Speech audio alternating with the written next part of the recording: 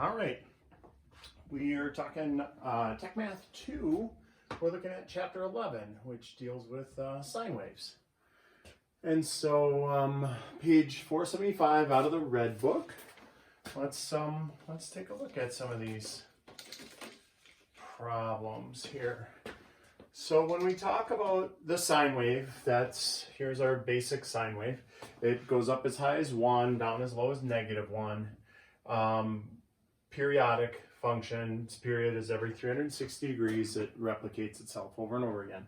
All right, so these you can just pop into your calculator if you want. 2 times the sine of 90, although for the first two, we wouldn't really need a calculator. For the last one, we would, unless you remembered your 30, 60, 90 triangle stuff. So for the first one, the sine of 90 is 1. That's on the top of the very top of the peak. The maximum on the sine wave happens at 90. And so that's a 1, so 2 times 1 is just 2. You could also type that into your graphing calculator and that would be fine. Make sure you're in degrees, not radians.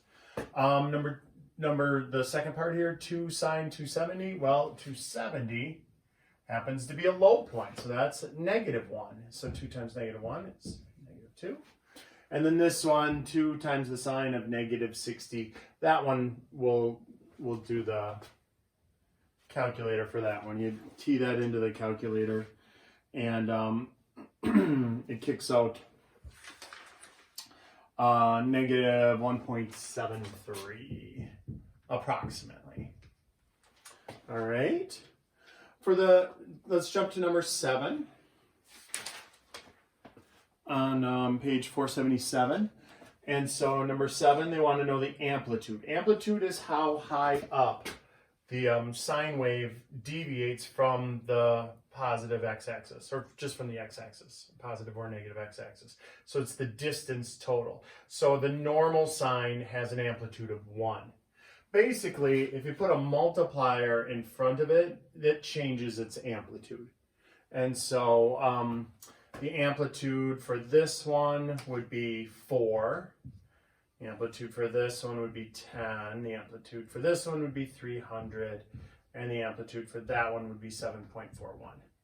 And you might ask yourself, okay, well, this was 2, this was -2, but why was that -1.73? Well, it wasn't a peak. It wouldn't have been a measurement of its amplitude because they only went to -60, not -90. And so it wasn't a peak or a valley. So that's why it's not reflective of the amplitude. Amplitude is always the highest or lowest point on a sine wave. All right. So simplest terms, the number in front is going to always be the amplitude, the coefficient. Let's look at 11.2.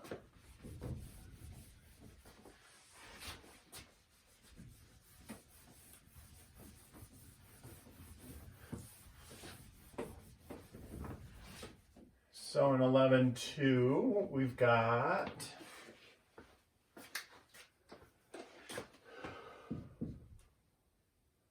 number 11.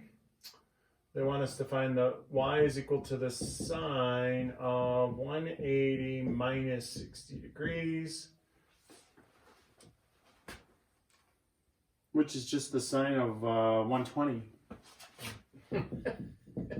That's a weird problem. And so we pop that into our calculator, the sine of 120, and that's going to be 0.87. And then the next one is sine of, let's see here, -210 minus 60. So -210 minus 60. That's going to be the sine of -270. And so that will be a nice number. That'll be 1. That'll be a peak. All right. Let's take a look at 12. What are they doing with 12? What if they offset it with a 4 and a 30? Find pairs of values. Y equals 4 sine theta plus 30. So if they add 30 to every theta. So, okay, let's do that. We've got y is equal to 4 sine 300 plus 30. And y is equal to 4 sine 150 plus 30. So you're just basically changing the degree that you're going to pop into your calculator. So 4 sine of 330 degrees and 4 sine negative 120 degrees. And so that works out to be -2 and -3.46. All right. So those were really just plug and chug kind of problems.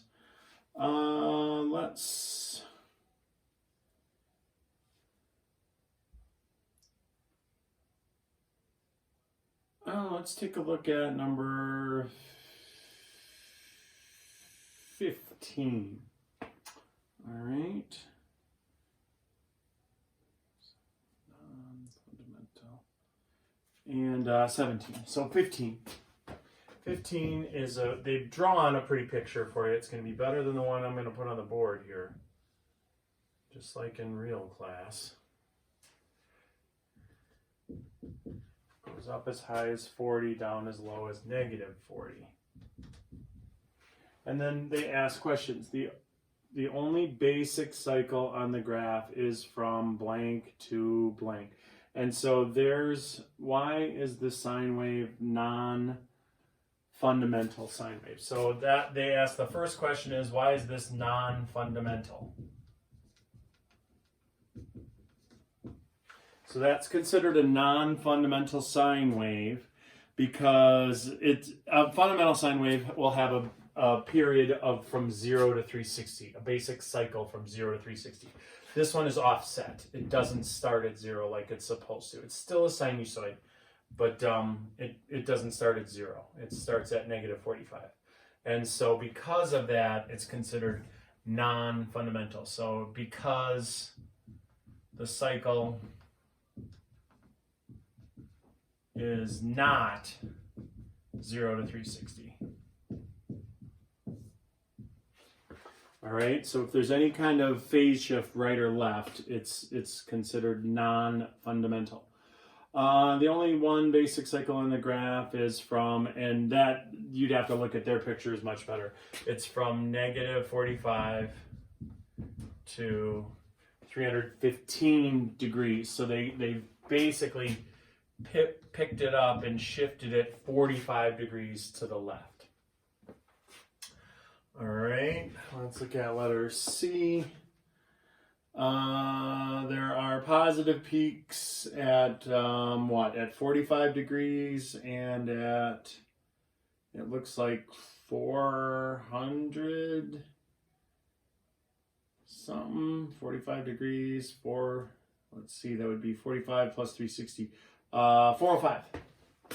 So peaks, letter C, where peaks happen at 45 degrees and at 405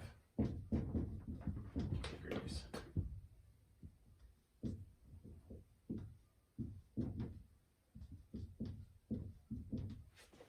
And the reason we know the 405 is because normally it would have been at 360, but it's 45 degrees off. So you take 45 degrees from the 450 or add 45 degrees to the 360 to get that peak. All right.